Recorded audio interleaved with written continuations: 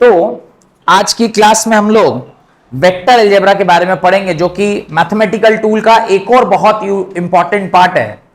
वैसे तो ज्यादातर लोग वेक्टर अलजेब्रा को पहले चैप्टर के बाद, यानी जो आपका पहला चैप्टर है ना, मोशन इन वन डायमेंशन, उसके बाद पढ़ाते हैं। पर मेरा मानना है कि अब मैथमेटिकल टूल अगर पढ़ाई चल रही है तो एक साथ ही पूरा मैथमेटिकल टूल पढ़ के खत्म कर लेना चाहिए, फिर इकट्ठे मोशन इन वन डायमेंशन, फिर मोशन इन टू डायमेंशन, ये सब हम लोग पढ़ेंगे। पर यहां पर खास करके दो प्रकार का प्रोडक्ट पढ़ते हैं, एक है वेक्टर प्रोडक्ट और एक है स्केलर प्रोडक्ट और एडिशन ऑफ वेक्टर्स। ये तीन टॉपिक ऐसे हैं जिसको आपको बहुत अच्छे से पढ़ना चाहिए। क्यों? क्योंकि ये तीन टॉपिक आपको इसी साल नहीं, अगले साल तक क्या आने वाला है, काम आने वाला है। तो आप लिखें vector. A vector is a quantity, a vector is a quantity that has, a vector is a quantity that has both magnitude and direction. Vector is a quantity which has both magnitude as well as direction. And एक और बात मैंने इसके साथ आपको बताई थी, ध्यान है? वेक्टर के बारे में एक और बात बताई थी। And what? Obeys vector law of addition, obeys vector law of addition या वेक्टर लॉ, जो भी वेक्टर के लॉ हैं, चाहे वो एडिशन के लॉ हो या सब्ट्रैक्शन के लॉ हो। तो लिखिए and obeys the laws of vector algebra या vector law of addition is known as a vector quantity, is known as a vector quantity। अब ये जो वेक्टर क्वांटिटी है, इसके कुछ एग्जाम्पल लेते हैं हम लोग। एग्जाम्पल में आप लिख सकते हैं जैसे displacement can be an example, displacement can be an example, जैसे velocity can be an example, जैसे force can be an example, जैसे और बताइए कुछ ऐसी चीजें जो आपको पता हो। Acceleration can be an example. तो ये तमाम तरह की चीजें, ये सारी क्या है, these all are vector quantities. आप किसी भी वेक्टर को कैसे रिप्रेजेंट करते हैं, तो लिखिए, हेडिंग डालिए, रिप्रेजेंटेशन ऑफ अ वेक्टर। तो ये कुछ एग्जाम्पल हैं। ये थोड़ा सा आपके मन में डाउट आ रहा होगा कि ये क्या चीज है, लॉ ऑफ एडिशन, यानी वेक्टर लॉ ऑफ एडिशन। तो वेक्टर लॉ ऑफ एडिशन क्या है, इस बारे में तो खैर बहुत डिटेल में पढ़ेंगे, पर याद रखिएगा एक छोटा सा फॉर्मूला है वहां पर, R is equal to under root A square plus B square plus 2ab cos theta. This is the formula of what, magnitude of resultant vector. तो ये फॉर्मूला हम लोग यूज करते हैं to find the value of two vectors जो कि आपस में किसी एंगल में रखे हुए हैं। एक वेक्टर मान लीजिए ये है, एक वेक्टर मान लीजिए ये है, इसको मैं ए वेक्टर कहता हूं, इसको अगर मैं बी वेक्टर कहता हूं, एक वेक्टर है, ये बी वेक्टर है, और ए और बी वेक्टर के बीच का जो एंगल थीटा है वो मान लीजिए 60 डिग्री है, और ये जो बी वेक्टर है इसका मैग्नीट्यूड मान लीजिए थोड़ी देर के लिए 4 है, और जो ए वेक्टर है इसका मैग्नीट्यूड मान लीजिए थोड़ी देर के लिए क्या है, 3 है।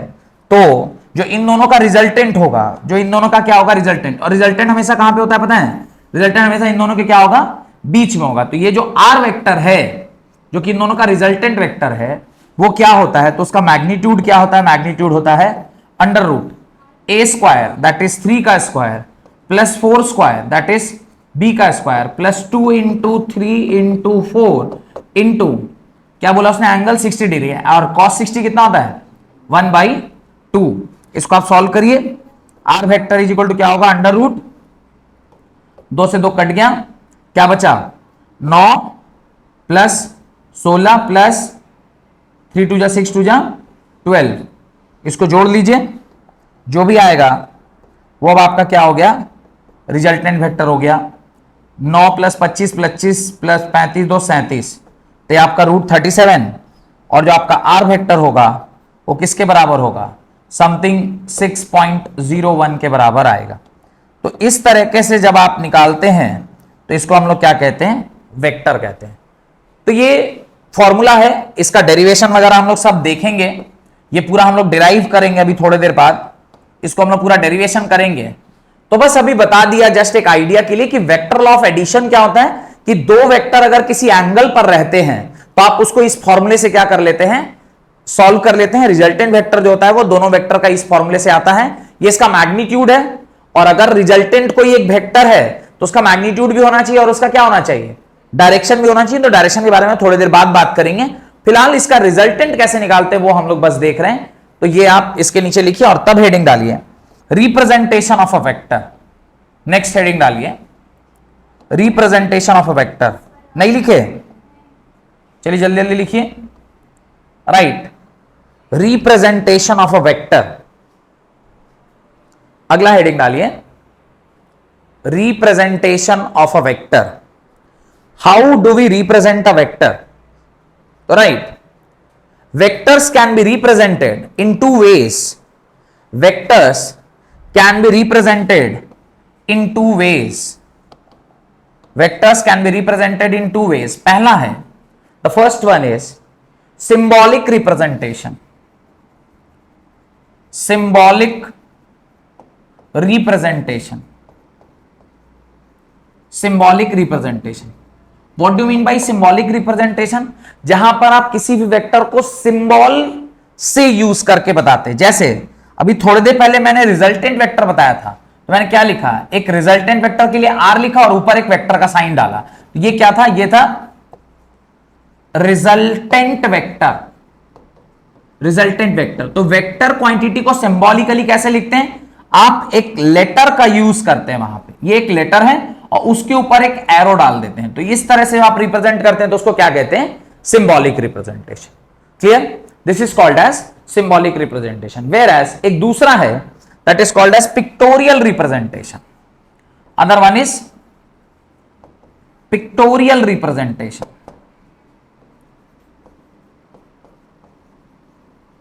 अगला है पिक्टोरियल रिप्रेजेंटेशन।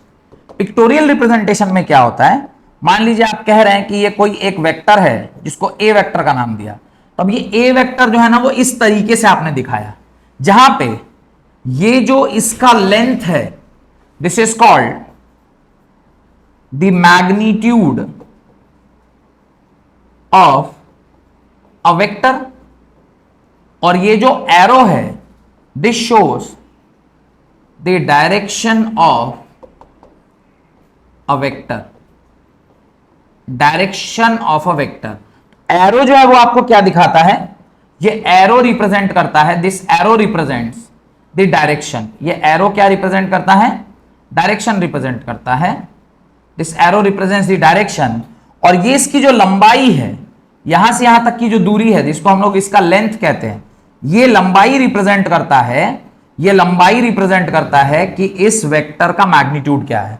जैसे ठीक इसी के नीचे मान लीजिए मैं एक और वेक्टर बनाता हूं, ठीक इसी के नीचे मैं एक और वेक्टर बनाता हूं, मान लीजिए बी वेक्टर बनाया, और बी वेक्टर का मैंने जो लेंथ है वो इतना ही रखा, तो मैं कह सकता हूं कि ए वेक्टर और बी वेक्टर दोनों एक ही दिशा में है, पर इसका लगभग ये डबल है। तो अगर ये 10 मीटर्स का है तो ऑब्वियसली ये कितना का हो जाएगा, यानी ये जो लेंथ है ये डिनोट करता है कि आपका मैग्नीट्यूड क्या होने वाला है और कितना होने वाला है। Got it? तो ये जो होता है इसको क्या कहते हैं, और ये this is called as tail. इसको आप क्या कहते हैं, टेल कहते हैं। और ये जो एरो वाला पार्ट है इसको आप लोग क्या कहते हैं, this is called as head. This is head of the vector and this is tail of. और टेल क्या रिप्रेजेंट करता है, मैग्नीट्यूड ऑफ अ वेक्टर, और हेड क्या रिप्रेजेंट करता है, direction of the vector represent करता है। Clear, done. नेक्स्ट अगला लिखिए, properties of vector. Properties of vector, next to write properties of vector.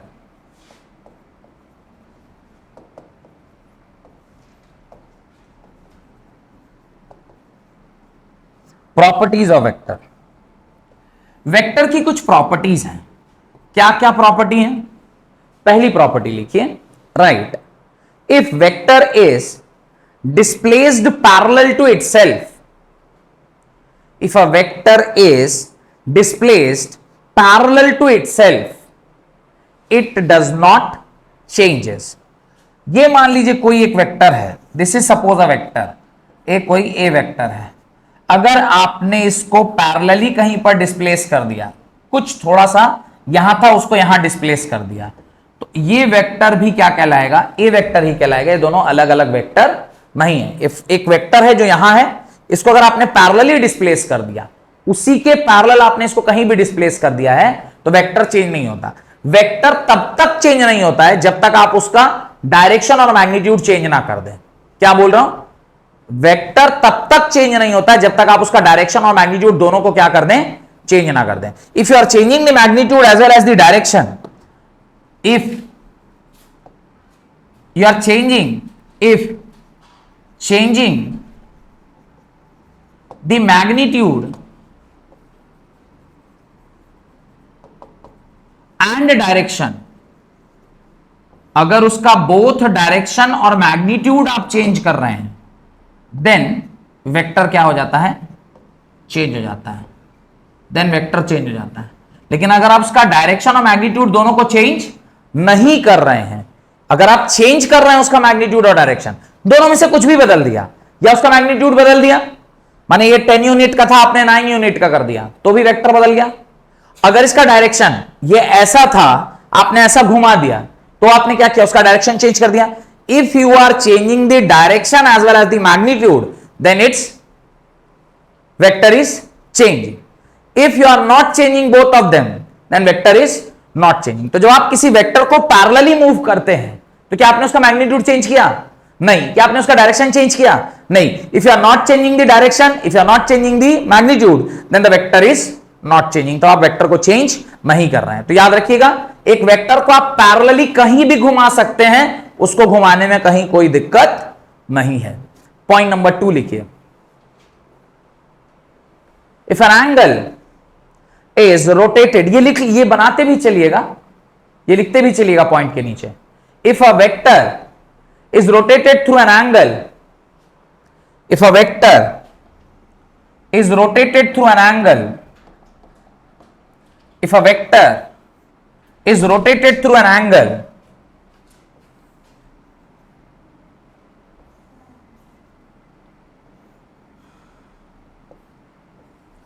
if a vector is rotated through an angle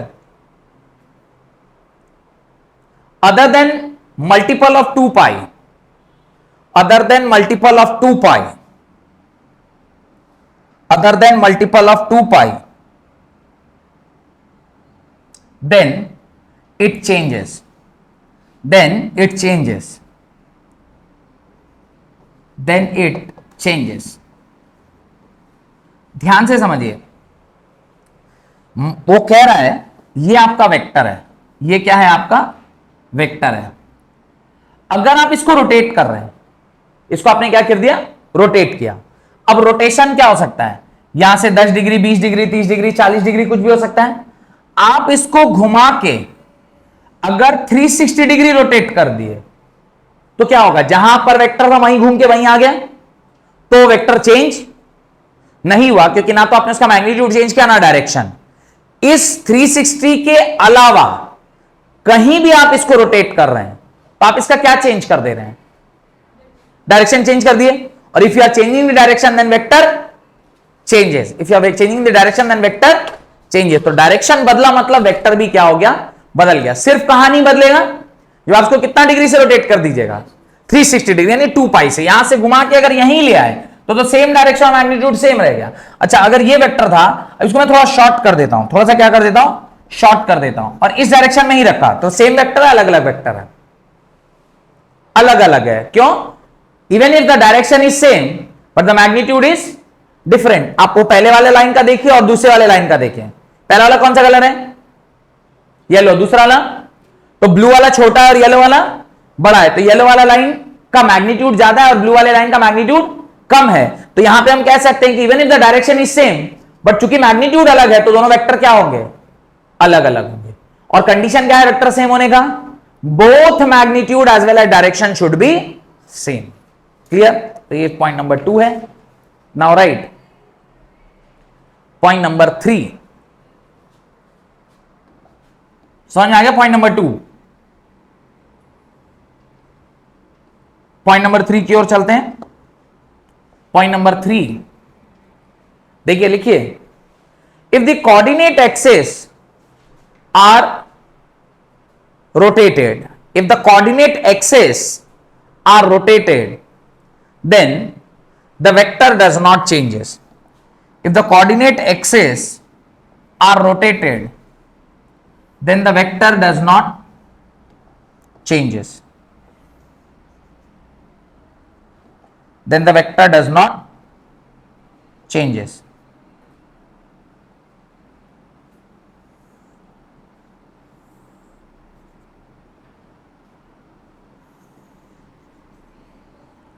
हमने क्या किया, ये एक्स एक्सिस था, ये वाई एक्सिस था, हमने इस एक्स एक्सिस को यहां रोटेट करके ले आए और वाई एक्सिस को यहां रोटेट करे, यानी वाई एक्सिस भी थीटा एंगल से रोटेट कर गया और एक्स एक्सिस भी कितने एंगल से रोटेट कर गया, थीटा एंगल से। तो ये आपका एक्स वाई एक्सिस था, हमने पूरा एक्सिस को क्या कर दिया, रोटेट कर दिया।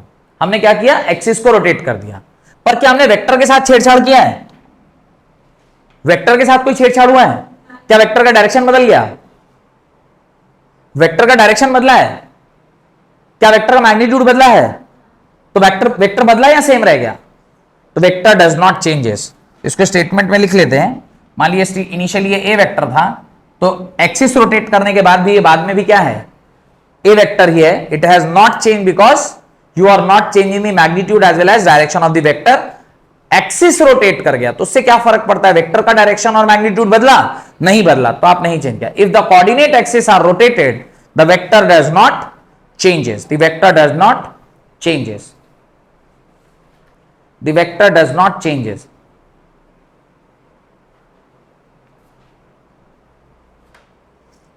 Vector does not changes. तो ये आप एक्सिस को रोटेट कर दिया पर वेक्टर चेंज नहीं हो रहा है। तो लिख लीजिए, मैं स्क्रीन से बाहर हो जाता हूं।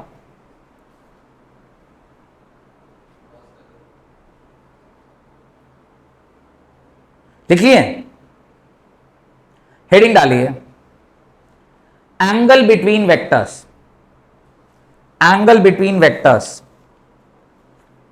हेडिंग डालिए, एंगल बिटवीन वेक्टर्स। बढ़े आगे,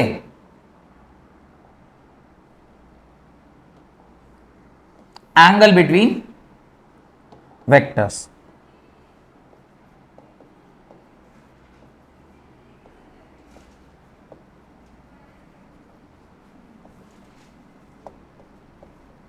एंगल बिटवीन दी वेक्टर्स, ये क्या है, एंगल बिटवीन दी वेक्टर्स। अब पहले हम लोग इसकी डेफिनेशन को लिखते हैं और फिर हम लोग एक एक करके इसको समझने की कोशिश करेंगे। तो right, angle between two vectors means, angle between two vectors means, angle between two vectors means smaller of the two angle between the vectors, smaller angle between two vectors means smaller of the two angles between the vectors, smaller of the two angles between the vectors when they are placed, when they are placed tail to tail, when they are placed tail to tail by displacing either of the vector parallel to itself, by displacing either of the vectors parallel to itself.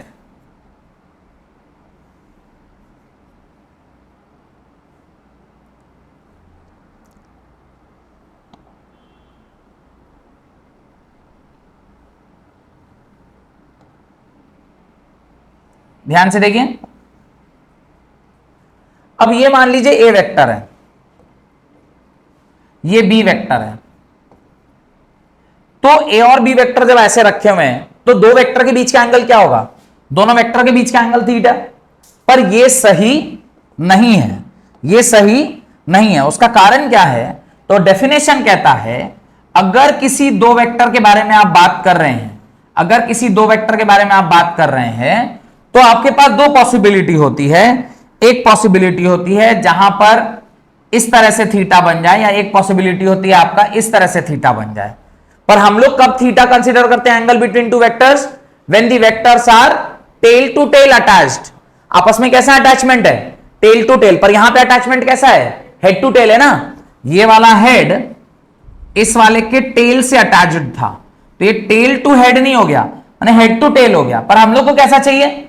अपने को चाहिए tell से tell का attachment. अपने को कैसा चाहिए? Tell से टेल का। और टेल से टेल के अटैचमेंट करने के बाद जो छोटा एंगल होगा उसी को हम लोग क्या कहते हैं? दो वेक्टर के बीच का एंगल कहते हैं। तो ये θ1 है और ये θ2 है, तो यहां पे एंगल बिटवीन द वेक्टर्स θ1 होगा कि θ2 होगा? θ1 होगा कि θ2? कौन सा होगा एंगल बिटवीन द वेक्टर्स? θ2 होगा, θ1 नहीं होगा। बिकॉज ये तब हुआ है जब दोनों वेक्टर्स कैसे हैं? टेल टू टेल अटैच्ड हैं। तो टेल टू टेल अटैचमेंट बहुत जरूरी है। Got it?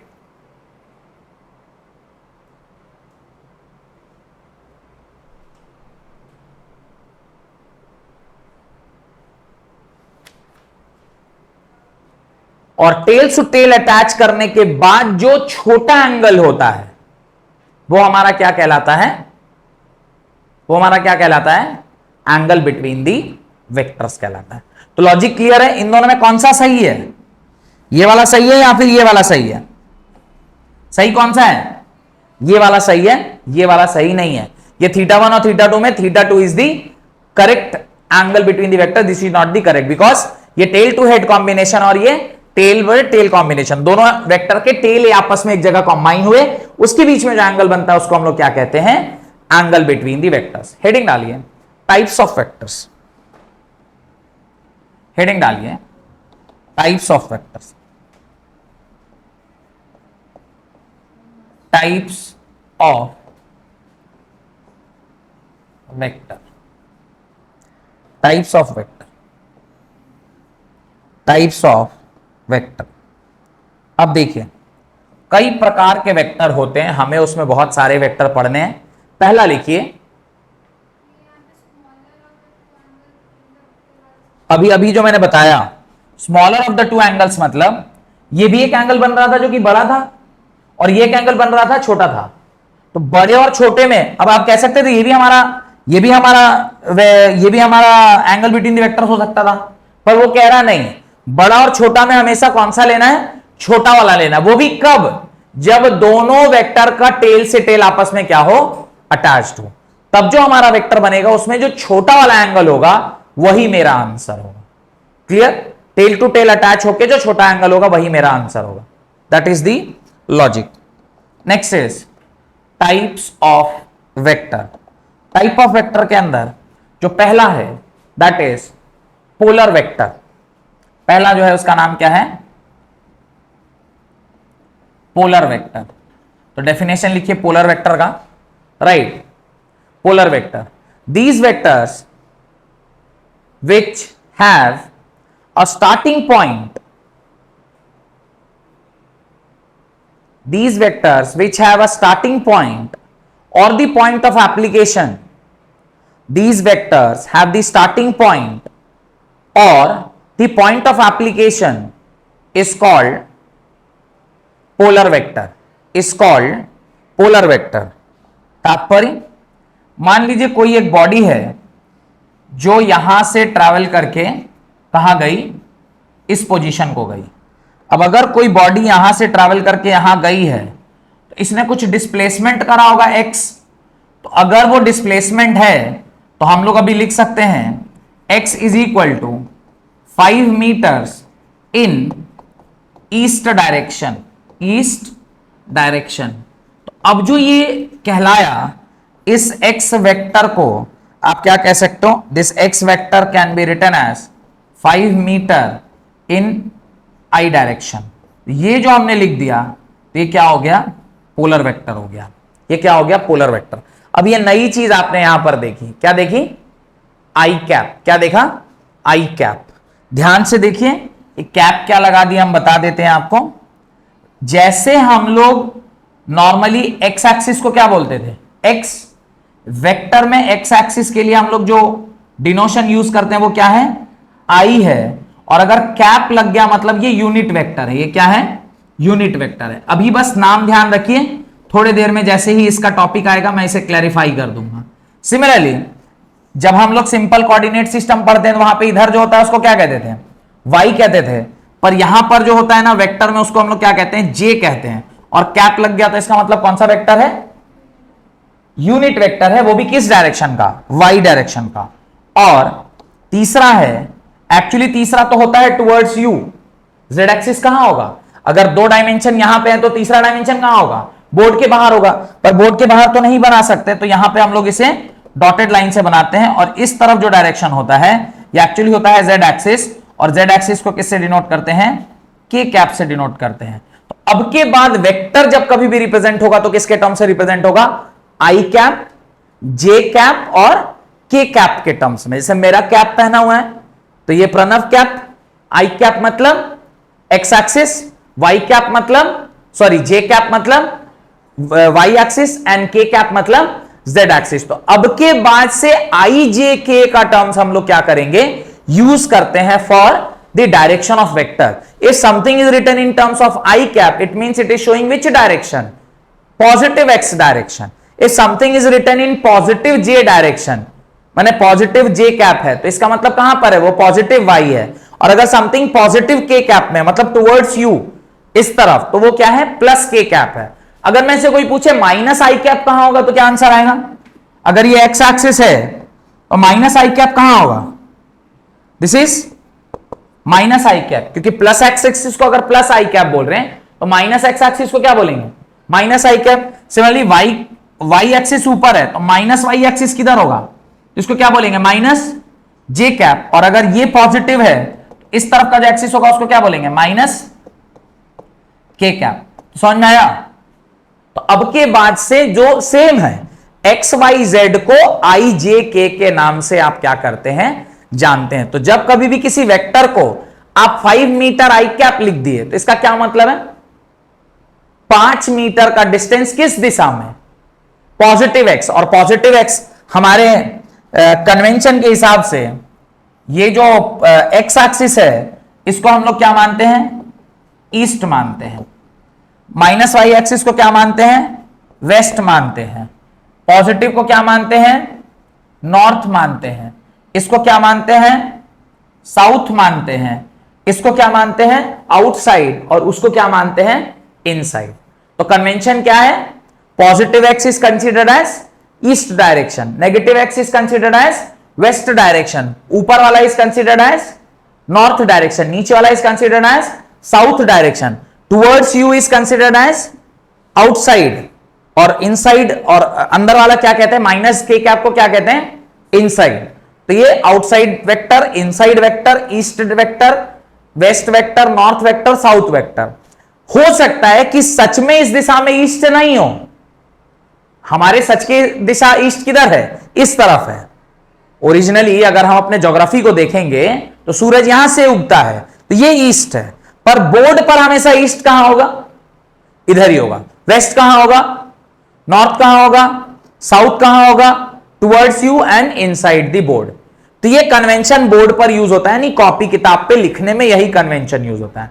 तो कोई अगर आई कैप कह रहा है तो आप ऑटोमेटिकली सोचिए कौन सा डायरेक्शन है? ईस्ट डायरेक्शन है। माइनस आई कैप बोल रहा है तो आप ऑटोमेटिकली क्या सोचेंगे? वेस्ट डायरेक्शन है। प्लस जे कैप बोल रहा है तो कौन सा डायरेक्शन? नॉर्थ। माइनस जे कैप बोल रहा है तो कौन सा डायरेक्शन? साउथ। कोई प्लस के कैप बोल रहा है तो टुवर्ड्स यू एंड माइनस के कैप बोल रहा है तो away from you. Got it? तो ये कन्वेंशन अभी के बाद से आपको क्या रखना है? ध्यान रखना है। पॉइंट नंबर 2 लिखिए, वेक्टर का ये सब लिख लिए। This is the first type of vector, that is polar vector. समझ में आ गया? Now right point number 2, that is axial vector. Point number 2, that is axial vector. ये एक्सियल वेक्टर है। What do mean by axial vector? Axial vector किसको बोलते हैं? तो लिखिए पहले what is an axial vector, फिर बताता हूं, right. The axial vector are those vectors, the axial vectors are those vectors which represents the rotational effect.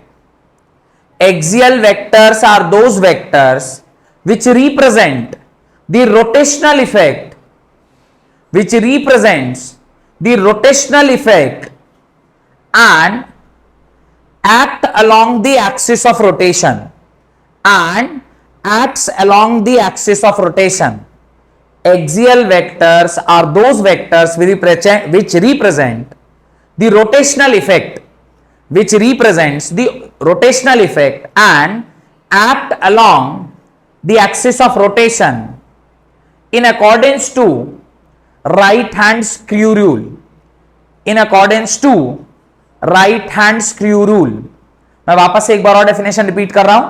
The axial vectors are those vectors which represents the rotational effect and act along the axis of rotation, and act along the axis of rotation in accordance with the right hand screw rule, right hand screw rule.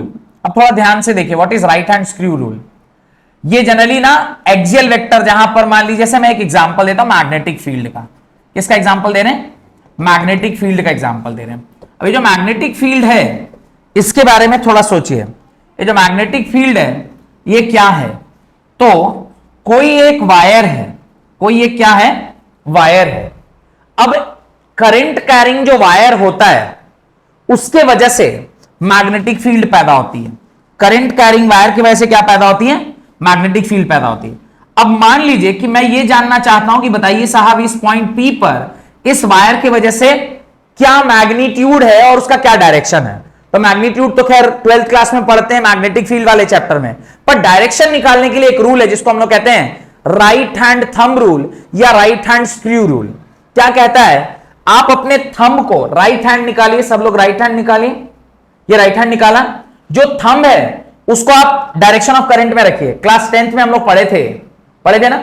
उसके बाद आप इसको जिधर आपका point है उधर curling of finger कीजिए. आप अपने कर्ल कीजिए फिंगर को.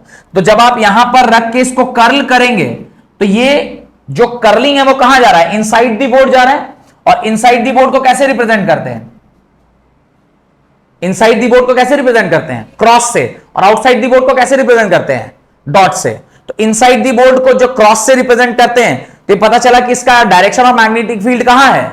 Inside the board. यानी आप कह सकते हैं इसका जो डायरेक्शन हो किस डायरेक्शन में है? माइनस के कैप में है ना. और ये यहां से घूम के जब यहां से निकल रहा होगा, जब ऐसे घूम के ये ऐसे घूमा होगा ना, ये ऐसे घूमा होगा, और जब ये ऐसे घूम के यहां से निकला होगा, ये ऐसे घूम के जब ऐसे आया होगा तो यहां से जब निकल रहा होगा तो वो कैसे निकलेगा? ऐसे डॉट. और ये जब डॉट से निकलेगा तो इसको क्या बोलेंगे? प्लस के कैप. तो इस तरफ किसी पॉइंट पर वो प्लस के कैप है और इस तरफ किसी पॉइंट पर वो क्या है? माइनस के कैप है. तो ये जो वेक्टर है जो कि रोटेशनल वेक्टर है उसको रिप्रेजेंट करने के लिए जो वेक्टर यूज करते हैं उसको क्या कहते हैं? Axial vector. और जो लीनियर क्वांटिटी जैसे डिस्टेंस हो गया, डिस्प्लेसमेंट हो गई, वेलोसिटी हो गई, फोर्स हो गई, इन सारी चीजों को रिप्रेजेंट करने के लिए जो वेक्टर यूज करते हैं उसको क्या कहते हैं? Polar vector. तो ये एक्सियल वेक्टर और वो क्या है? Polar vector. मेरे ख्याल से समझ में आ गया. डन. बना लीजिए मैग्नेटिक फील्ड का ही एग्जांपल लिख लीजिए उसके नीचे. लिखिए. तो फिर थर्ड वेक्टर की ओर चलते हैं.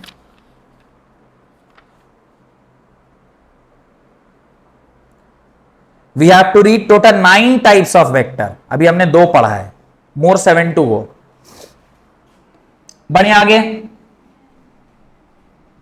ये नहीं बनाया अभी तक, जल्दी जल्दी.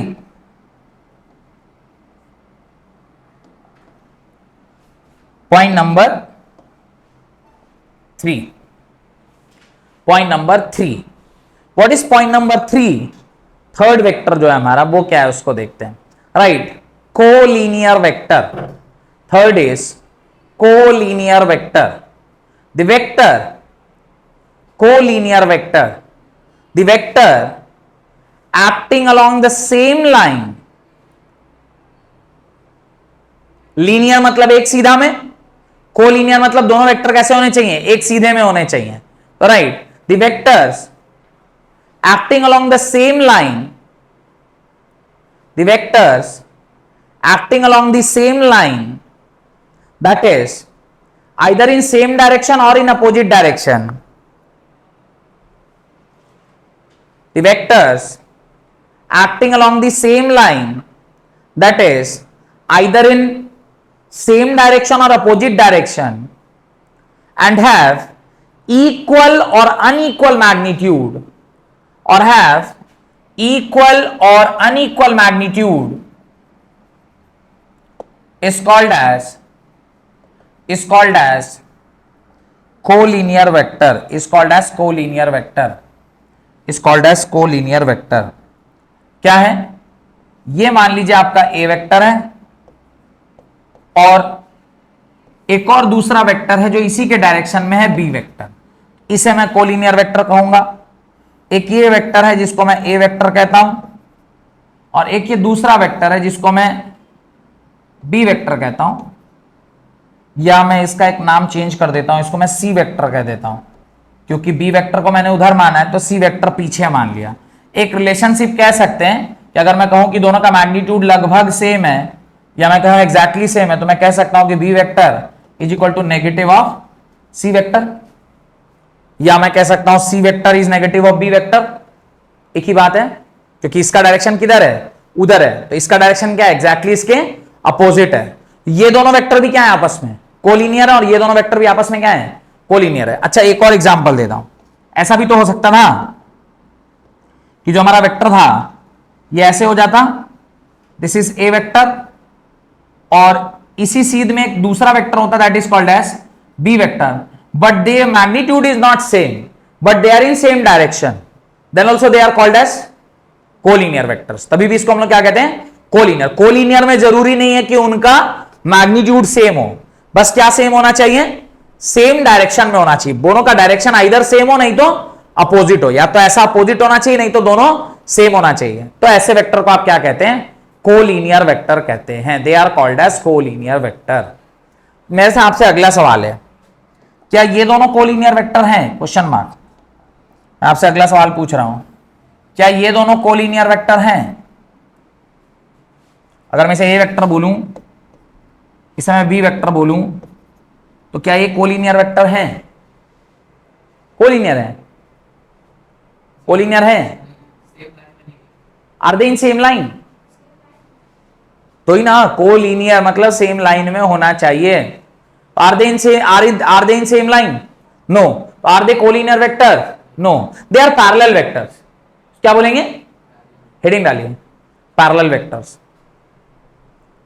हेडिंग डालिए पैरेलल वेक्टर्स, राइट।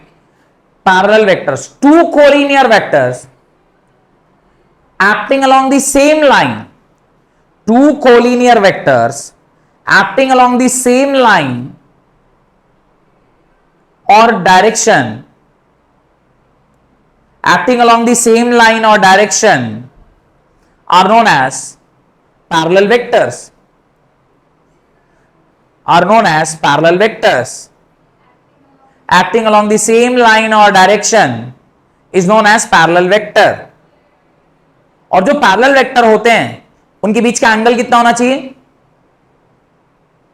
दो पैरेलल वेक्टर के बीच का एंगल कितना होना चाहिए, 180 की 0। अरे पैरेलल वेक्टर के बीच का एंगल 0 होना चाहिए ना, ये भी इधर ही और ये भी इधर ही है, तो एंगल बिटवीन देम क्या होगा, एंगल बिटवीन देम 0। तो लिख दीजिए the angle between to parallel vectors is 0 degree। The angle between two parallel vectors is 0 degree। Parallel vector के बीच का एंगल हमेशा कितना होता है, 0 डिग्री होता है। Done. The magnitude of parallel vectors may or may not be same। The magnitude of parallel vector may or may not be same। तो जो मैग्नीट्यूड है वो सही हो, सेम हो भी सकता है और सेम नहीं भी हो सकता। These parallel vectors are also known as like vectors। These parallel vectors are also known as like vectors. These parallel vectors are also called as like vectors.